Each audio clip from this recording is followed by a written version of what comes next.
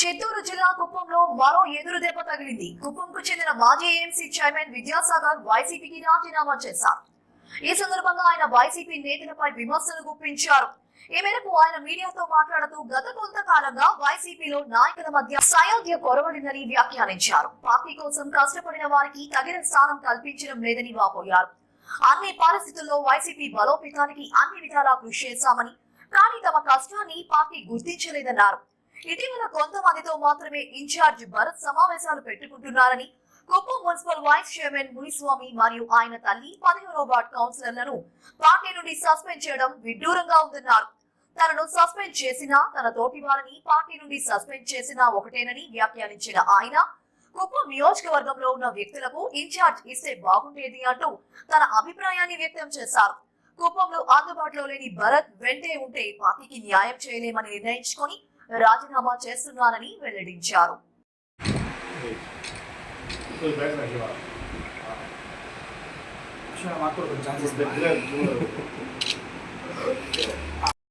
కార్యకర్తలను కాపాడుకోవడం, పార్టీ బలోపేతం చేసేదే మా పని తప్ప మేము వేరే ఏది మేము వేరే దాంట్లో ఇన్వాల్వ్ అవుతాం. వాళ్ళ పర్సనల్ థింగ్స్ కానీ లేదా పార్టీ పర్సనల్ అఫేర్స్లో కానీ ఇలా దాంట్లో ఎంతో ఇన్వాల్వ్ అవుతాము. ఏ పార్టీలో పనిచేసినా క్లియర్గా ఆ పార్టీకి పనిచేస్తాం కాబట్టి. ఈవెన్ జేఎన్ శ్రీనివాస్ ఉన్నా కూడా నాకు కాల్ చేయడం జరిగింది, మాట్లాడడం జరిగింది. చూద్దాం, ఇంకా చాలా మంది ఉన్నారు. ఇప్పుడు నేనే ఫస్ట్ అక్కడక్కడ వైఎస్ఆర్సీపీలో ఫస్ట్ స్టెప్ టీడీపీ నుంచి కాలు పెట్టింది వైఎస్ఆర్సీపీలో నేనే ఫస్ట్ లీడర్. ఇప్పుడు కూడా ఇక్కడ సస్పెన్షన్లో ఇవి డ్రామాలు జరుగుతున్నాయి కానీ రాజీనామా ఇచ్చి పార్టీ వద్దని బయటపోవడం ఫస్ట్ క్యాండిడేట్ నేను ఈరోజు కూడా. కాబట్టి ఖచ్చితంగా ఏ పార్టీ మనకు వాల్యూ ఇస్తుంది అనుకుంటే ఆ పార్టీలో పనిచేస్తాం. ఎవరికి భయపడటం కానీ లేదా కేసులకు భయపడటం కానీ అట్లాంటివన్నీ ఏం లేవు. కూడా ఈరోజు పోస్ట్ చేస్తున్నాం, ఇది క్లియర్. దీంతో ఇస్తా నా దగ్గర మీకే ఇస్తా. ఏ పార్టీనైనా, అది వైఎస్ఆర్సీపీ పార్టీ అయినా, టీడీపీ అయినా, బీజేపీ అయినా, జనసేన అయినా, ఇంకా అదర్ పార్టీస్ అయినా, నాయకులను కానీ లేదా కార్యకర్తలు మనోభావాలు ఏదైనా దెబ్బతీసినట్లు మేము మాట్లాడింటే మాత్రం క్షమించాలనేసి నేను పత్రికాముఖంగా ఇది మీకు క్లియర్గా చెప్తున్నా. ఎందుకంటే ఎప్పుడు నేను రాజకీయాన్ని రాజకీయంగా చూశాను కానీ నా సొంత కక్షగానో లేకపోతే ఆ రాజకీయంలో ఉండి సంపాదించాలనే ప్రసక్తే లేదు. బిజినెస్లు చేసుకుంటే ఏదో బతుకుతా ఉన్న ఫ్యామిలీ, మేము ఎంప్లాయీస్ బ్యాక్గ్రౌండ్ ఉండే ఫ్యామిలీ, కానీ రాజకీయాల్లో సంపాదన చేసుకునే ఏమీ లేదు. కాబట్టి అలాంటి అపోహలు మా మీద లేదు. అలాంటి జైలుకు పంపించే ప్రక్రియ మా మీద జరగటం లేదు. కాబట్టి దయచేసి ఏదైనా మేము మాట్లాడింటే పార్టీ స్టాండ్తో మాట్లాడతాం. ఏ పార్టీలో పనిచేసినా, ఆ రోజు తెలుగుదేశంలో పార్టీలో పనిచేసినప్పుడు కూడా ఖచ్చితంగా ఆ రోజు లక్ష్మీపార్వతి గారిని, మోహన్ బాబుని, రాజశేఖర్ రెడ్డి గారిని అందరినీ అడ్డుకున్న పరిస్థితులు ఉన్నాయి. అది మా బ్యాచే. సో ఇటు సైడ్ వచ్చినప్పుడు కూడా పార్టీ కోసం పనిచేసామే కానీ ఏది వ్యక్తిగతంగా పనిచేయలేదని మాత్రం క్లియర్గా అయితే మేము చెప్పదలుచుకుంటున్నాం. నెక్స్ట్గా ఏ పార్టీలో ఉన్నా ఆ పార్టీ కోసం న్యాయంగా 100% మా వద్దు ఎంత సహకరించి మా చేతుల్లో పని చేయగలుగుతామో అంత పని మేము చేయగలుగుతామనే ఒక సత్తా ఉన్న నాయకులే మేము. కాబట్టి అది ఎవరికి వాడుకోవాలనిపిస్తే వాళ్ళ విధి విధానాలు బట్టి మేము కూడా ఆలోచించి పార్టీలో ఖచ్చితంగా స్టాండ్ తీసుకుంటాం. దీంతో ఏమీ మార్పు స్వతంత్రంగా కూడా నిర్వహించి పార్టీ బలోపేతాన్ని కూడా చాలా కృషి చేసినారు. అంతటి సముచిత స్థానంలో ఉండి ఆనాడు రాజీనామా చేసేదానికి గల కారణాలు ఏంటి? ఎక్కడైనా తెలుగుదేశమైనా వైఎస్ఆర్సీపీలైనా ఒక్కరి వల్లే పార్టీ నాశనం అయిపోతాం. ఆ ఒక్కరు ఎవరు మీకే తెలుసు. కాబట్టి నేను ఇంతకుముందు కూడా లోకల్ అని ఎందుకు చెప్తున్నానంటే, అంటే ఇప్పుడు బయట నుంచి వచ్చిన వ్యక్తులు ఇన్ఛార్జీల గురించి తప్పుగా నేనైతే ఏమి చెప్పడం లేదు, కానీ అప్పట్లో ఉన్న సిచ్యువేషన్ ప్రకారము ఒక్కరి వల్ల పార్టీ నాశనం అయిపోతాం. దీనివల్ల చాలామంది ఇబ్బందులు పడుతున్నాం. కేసులే కాదు, అన్ని విధాలుగా ఇబ్బందులు పడుతున్నాం. ఆ ఒక్కడి సెల్ఫిష్ కోసం అందరూ బలైపోతున్నాం. కాబట్టి అదొకటి. ఇంకొక నా ప్రత్యేక విన్నపం మీకు అంటే, లోకలైట్స్ ఎవరైనా ఇన్ఛార్జెస్గా అవైలబిలిటీలో ఉండే వాళ్ళు పెట్టింటే అసలు ఈ పరిస్థితి ఉండదేమో అనిపిస్తూ ఉంది నాకు.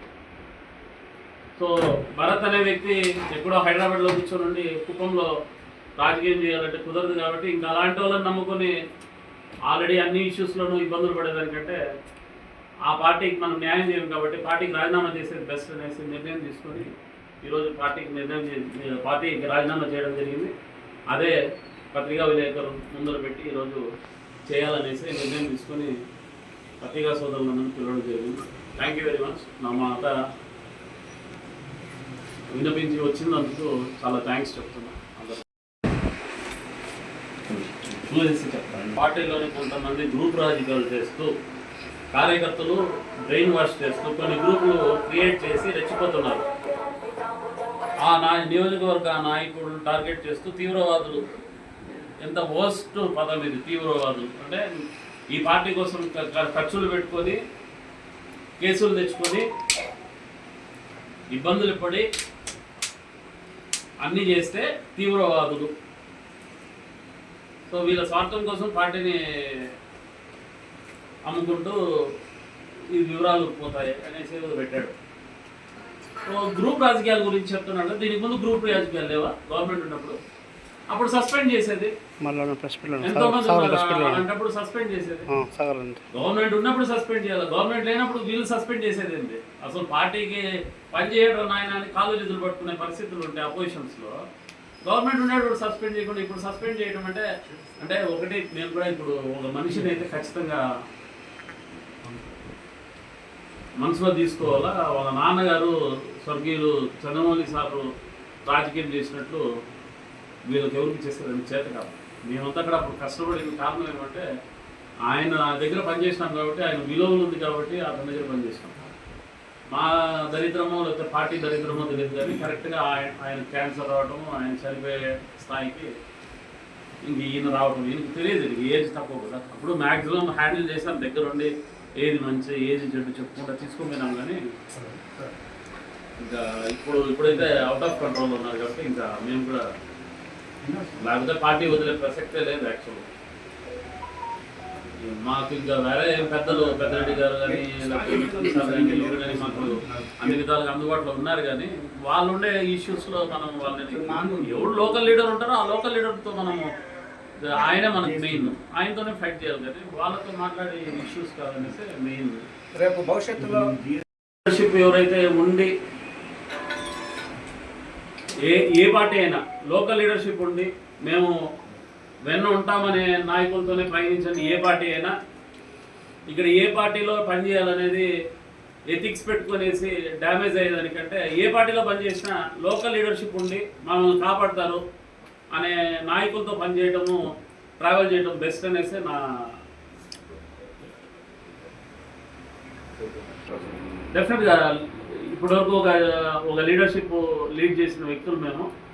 ఏ పార్టీకి అవసరమైతే ఆ పార్టీ నిర్ణయాలు బట్టి ఆ పార్టీలో ఉండే మా సముచిత స్థానం చూసుకుంటూ ఖచ్చితంగా ఎప్పుడు పబ్లిక్లోనే ఉండాలనుకుంటా ఉన్నాం. కాబట్టి ఇది రాజకీయ సన్యాసం అయితే కాదు.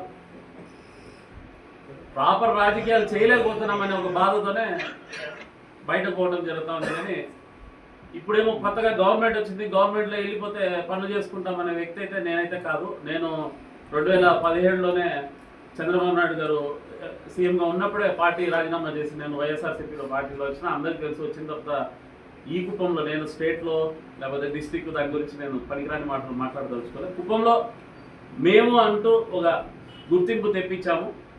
పార్టీలో కష్టపడతాము, ఎలా కష్టపడతాం హానెస్ట్గా అనేది మాత్రం క్లియర్గా ప్రూవ్ చేసుకున్నాం. కాబట్టి ఖచ్చితంగా మేము ఏ పార్టీ మాకు కరెక్ట్ అనిపిస్తుందో ఆ పార్టీలో నిర్ణయం తీసుకొని ఇంకా అందరితో లేదు, ఇంకా అలాంటివి ఏమీ లేవు. గతంలో లీడర్లు పంపించేయటము మరి విచిత్రంగా ఉంది. ఇది కనీసం ఏం జరిగిందని అడగకుండా కూడా ఎక్స్ప్లెనేషన్స్ తీసుకోకుండా అతను సస్పెండ్ చేసేది.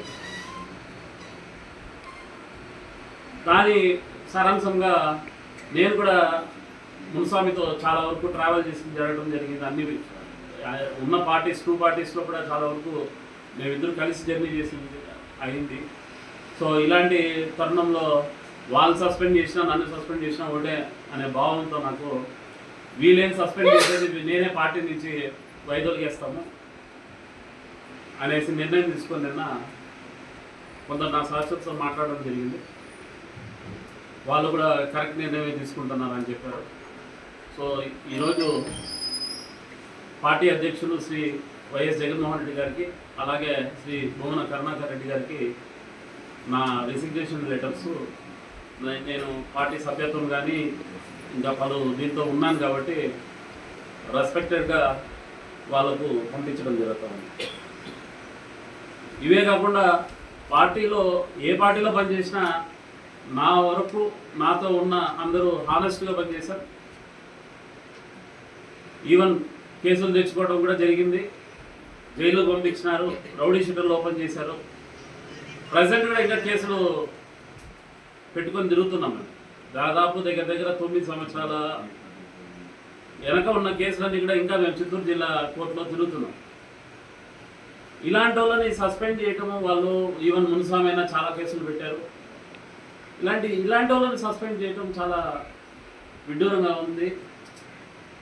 సేమ్ టైము మా వరకు కార్యకర్తలు ఎప్పుడు మమ్మల్ని ఏ రోజు మాకు ఫోన్ చేసినా ఇమీడియట్గా వాళ్ళ కష్టాలు కానీ ఏమైనా ఉంటే ఇమీడియట్గా అందుబాటులో ఉండే వ్యక్తులుగా మేము కుప్పంలోనే ఉన్నాం. కుప్పం వదిలేసి ఎక్కడా పోవటం లేదు. అలాగే ఇచ్చిన బాధ్యతలు ఏమైతే ఇచ్చారో మార్కెటింగ్ కమిటీ చైర్మన్ కానీ లేదా మున్స్వామికి ఇచ్చిన వైస్ చైర్మన్స్ కానీ ఎక్కడ మేము ఎలాంటి తప్పిదాలు చేయకుండా ఎలాంటి ఇష్యూస్ లేకుండా ఊర్లు వదిలేసి బయట పోకుండా ముఖ్యంగా కుప్పంలోనే ఉంటూ మాకు అందుబాటులో ఎవరైతే కార్యకర్తలు మా గురించి మా దగ్గరకు వచ్చి మాట్లాడతారో వాళ్ళకు వీలైనంతవరకు హెల్ప్ చేసేటట్టు జరుగుతుంది. కానీ ఎప్పుడు ఊరు వదిలేసి బయట ఉండటం మాత్రం లేదు.